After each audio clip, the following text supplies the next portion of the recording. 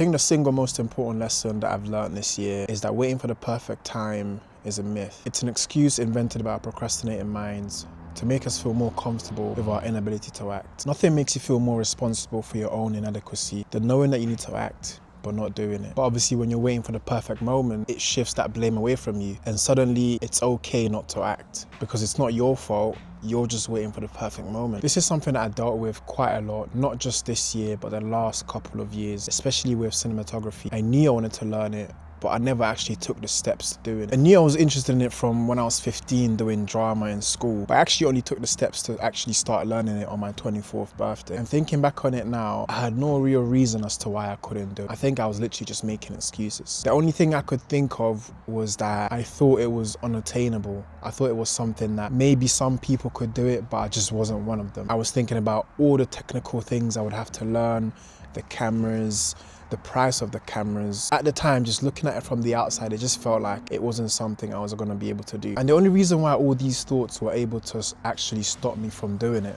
was because I let them. But it taught me something though. Things only look unattainable when you're looking at them from the outside before you've taken your first step. But once you take that first step, you realize how achievable it actually is. Waiting for the perfect moment, all it does is prolong and fuel the idea that the thing that you want is unattainable. There's never going to be a perfect time to start something. Life is literally way too unpredictable for that. There might be an obstacle that you feel like is big enough to stop you now, but you never know. 6 months from now or a year from now, you can come across a new obstacle which makes that previous obstacle that you had look small. And then that's when regret comes in, wishing that you had started earlier. I know that feeling, wondering and thinking about all the endless possibilities that could be true today had you started earlier. But the good thing is, as Diane says to Bojack on the last episode of season 1 of BoJack Horseman, it's never too late to be the person that you want to be. And that's the philosophy that I'm trying to live by, and try not to be too hard on myself for mistakes that I made in the past. I still take full accountability for those mistakes, but I'm just not letting them define my future.